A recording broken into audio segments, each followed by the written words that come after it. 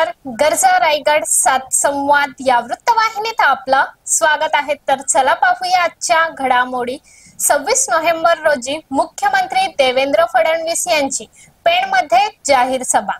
पेण नगरपालिकेच्या निवडणुकीचा प्रचार सिगेला पोहोचलेला असतानाच 26 नोव्हेंबर रोजी राज्याचे मुख्यमंत्री पेणमध्ये येत असून त्यांची जाहीर सभा पेण नगरपालिकेच्या मैदानावर होणार आहे, अशी माहिती माजी मंत्री तथा आमदार रविशेठ पाटील यांनी पत्रकार परिषदेमध्ये प्रसार माध्यमांना माहिती दिली। यावेळी त्यांनी पुढे सांगितले की पेण नगरपालिकेमध्ये 6 नगरसेवक इतिहासात पहिल्यांदाच बिनविरोध निवडून आले आहेत। तसेच यावेळी त्यांनी बिनविरोध निवडून आलेल्या 6 उमेदवारांचा पुष्पहार व श्रीफळ देऊन त्यांचे सत्कार करण्यात आले। यावेळी रविशेठ पाटील यांनी बोलताना सांगितले की पेण नगरपालिकेच्या मैदानावर त्यांची जाहीर सभा होईल। सर्व 24 उमेदवार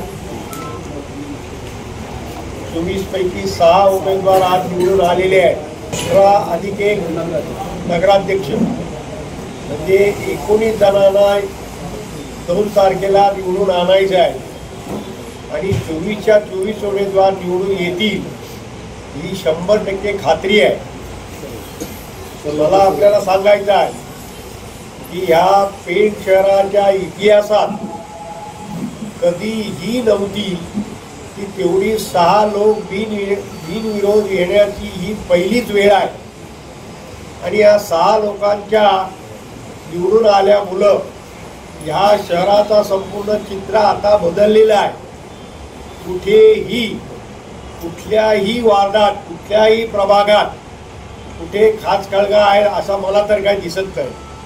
मला वाटते हे जे 19 उमेदवार आहेत, नगराध्यक्षाचा 1 आणि 18 उमेदवार हे वन साइड निवडून येतील याची मी तुम्हाला खात्री देतो।